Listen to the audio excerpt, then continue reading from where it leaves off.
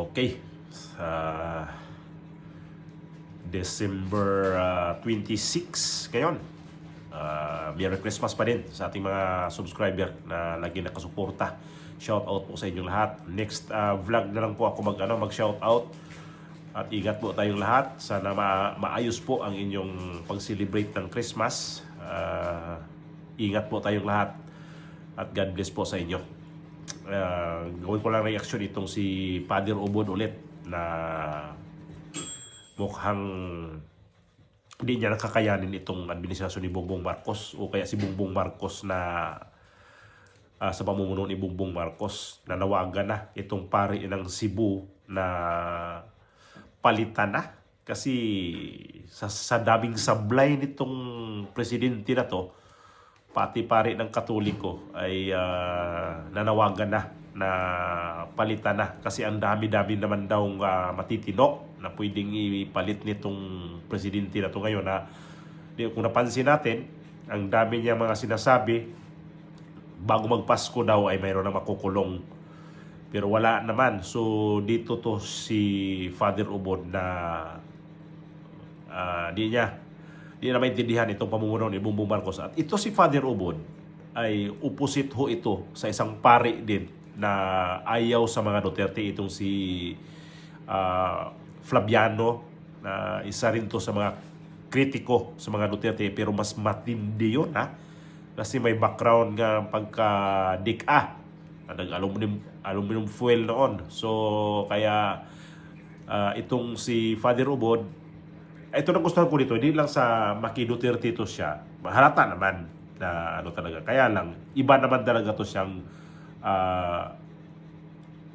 mag-opinion dito sa mga Duterte at sa mga Marcos. Kasi itong si Flaviano na to ay naghain na nga ng reklamo dito sa kay VP Sara. Ito siya, wala naman siyang nire-reklamo dito na nag-file talaga ng reklamo. Di kagaya nga dito si Flaviano. Ito yung sinabi niya na napupuno na talaga ito. Bisaya ho ito pero ito mga sinasabi ko, yun yung sinasabi niya na napupuno na talaga siya. Maudi ay nga si Sara na impeach matod pa ni Aimee. Maudi ay nga napriso si President Duterte to anaros ICC tungod ana diyang pagkaluoy sa nasod. Maudi ay nga wa na tay mga budget karon para sa atong flood control nga siguro gyud nga maka flood control tungod ay ang kaluoy nato. Ana muna kamong na nagrally naa diha sa ground o kitang nagrally nga niya sa social media, isinggit ka nato ni oy hunungan na ning inyong kabuang. Maluoy sa taon mo namong mga Pilipinos, labi na gyud sa purtig yung lisura, kini karong nangaanod sa baha. Kining atong giatubang karon dinhi, dili ni nato himuong tourist attraction nga bisitahon nato nya magsige tag picture. Dili sayon tan-awon ang nangaanod sa baha. Dili sayon paminawon ang narrative nga kami pa dir nagtan-aw mi dinhi, dihay naanod, nagsakay siyang balay gasingon tabang. Sayon ba na nimo tan-awon? Ibutang imong kaugalingog ikaw ditoy naanod sa baha. Naningkamot kang naay mo tabang nimo no tan-aw la sa sila ang magmutugpa mi anang baha. Pila ka bukron wa pa makit-e nga taga dinhi gis atong parokya. Pila ka karon ang muhilak pa, hisdot lang kag baha, muhilak na kay ang iyang anak nawag tanggikan sa iyang kamot paghasmag sa flash flood. Nya padayonon taning maong administrasyon. Di na oy. Hunongon tanan ni ilisa nato. Naidaghang mga buotang Pilipinos, naidaghang nga mga sinsiro nga mga Pilipinos, naidaghang mga heroic nga mga kauban dinhi sa atong nasod, iilis na nato. Mao na hangyo lang ni nato ba? Ang wa ron magtingog-tingog ug wa agi gibuhat na aksyon nga mao sa atong supreme power, mao man ang Supreme Court ug ang atong military. palihog tabanga ang hapit na malusno natong nasod. Luoy na kaita. Bakit di natin palitan ang maayos? Bakit hindi tayo ang dami-dami dyan na pwedeng ipalit? Yun ang sabi niya. Ang dami-dami pwedeng ipalit dyan para magiging mamumuno sa ating bansa. Ang dami nga naman. So kung napansin natin sa paligid ngayon itong si Bongbong Marcos, ito na naman yung budget itong 2026 na ang controversial pa din. So di ko alam kung itong mga insertion doon ay palulusutin niya. So ito na January nito, di ko alam kung magkagulo na naman to sa pipirmahan niya na naman tong budget na to na controversial na nga ito ngayon. Di pa to sila tapos eh. Di pa to na pirmahan talaga eh. So babalik pa sila sa parang I think 29. Tama ba ako na doon sila mag-deliberation na ho yun? So yun na yun. Pagkatapos noon, i-final na nila yung budget na yun. So ang ano noon, kasunod noon, pipirmahan na ni Bongbong Marcos. So parang hindi yata mangyari itong taon na to na pipirmahan niya yung budget by next year na, January. So hindi pa naman daw makaka-apekto masyado yun sa ekonomiya kasi di naman talaga late itong pipirmahan itong budget na to. At ito si Bongbong Marcos parang atap na pipirmahan itong budget na to. At ito na nga yung mga pare ngayon na hati dito sa opinion itong nangyari ngayon. So mayroong pare dito sa Katoliko na makikita natin na ayaw sa mga Duterte. Mayroon din ditong isang pare na to, si Father Ubod, na gusto ang pamumuno ng mga Duterte. So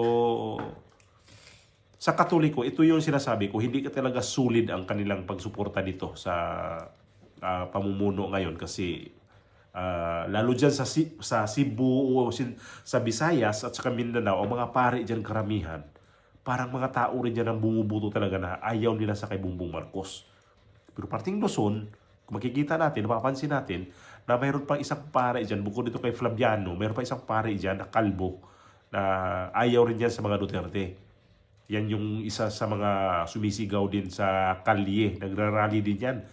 Kaya itong Katoliko ngayon, di natin alam kung sino talaga yung sumusuporta sa gobyerno ni Marcos kasi hati nga eh. Kaya itong pare na to si Ubo, ito lang naman siya nakikita kung pare talaga na sumusuporta dito sa mga Duterte. At matapang na magsalita. Kasi nakikita kasi naman talaga niya. Noong time na yon doon sa Cebu, noong may trahedya doon, kung ano ang ginawa ni Bongbong Marcos doon, late nang pumunta, tapos nagbinta pa ng 20 pesos na bigas. Doon siya nagalit din siya doon. Itong pare si Father Ubod. Kaya itong pare na to, hindi na nakatiis. Nanawagan na palitan na natin to. Pulihan na natin ni Uy. Yan ang sabi niya. Palitan na natin to. Ang dami-daming pwedeng maglingkod na totoong maglingkod sa ating bansa. At mahirap daw na mamuno na itong klaseng presidente na huyang, ibig sabihin ay mahina ang pamumuno. Kaya ito yon ang panawagan niya na diretso talaga niya sabi na palitan na lang talaga. So yun ang problema kasi ito siya matimbang-timbang natin na maki-Duterte, pero ito yung kabilang mga pare na to ayaw sa mga Duterte kasi di ko alam kung ano ang kinatatakutan nila dito sa mga Duterte. Pag si VP Sara talaga magiging presidente, ewan ko lang kung saan to pupulutin itong mga to. Kasi alam nila kasi kapag ito magiging presidente, kahit babae ito, matapang kasi talaga. Kaya ayaw nila ng ganito. Kung ano talaga nila, kung sino talaga suportaan nila, di ihayag na nila kung sino. Di ko alam kung ayaw naman dito sa mga Marcos. Ayaw rin to sa mga Marcos itong pare na to na ayaw sa mga Duterte. Ayaw rin to sa mga Marcos. So ito yung tanong natin kung sinong dapat ang suportaan nito. Makakaliwa ba ang gusto nila?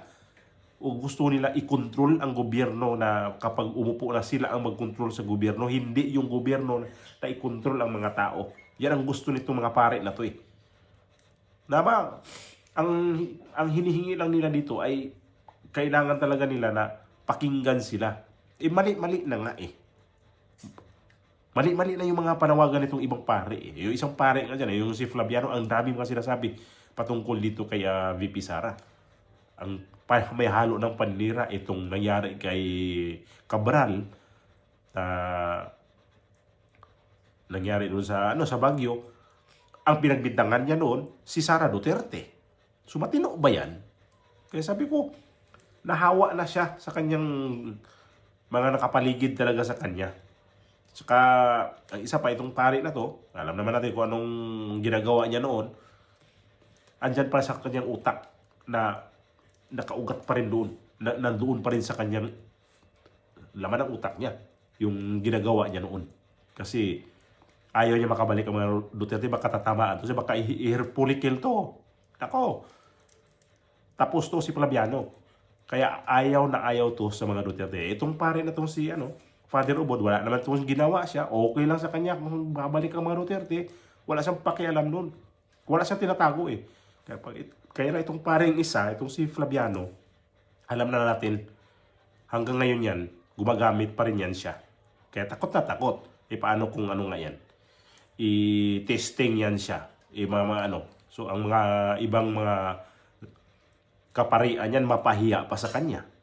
Sobrang sobrang garapan magsalita para makita natin kung ano talaga yung ginagamit pa niya ngayon. Kasi wala sa katinuan eh. Imagine mo naman yung si Cabral ay kinunik pa niya si VP Sara. Ang tindi nitong pare na itong Flaviano na to. Wala na kung masabi pa nito sa kanyang hindi na matino to siya. Kaya tama yung sabi ni Padre Siano, palitan na natin to. Itong 2025 nakalusot si Bongbong Marcos, ewan ko na itong 2026. Kung ano mangyayari dito. Itong budget, antayin natin to. Kung walang tinatago sila dyan, di maayos yan. Pero kapag mayroong tinatago sila dyan, nako, gulo to.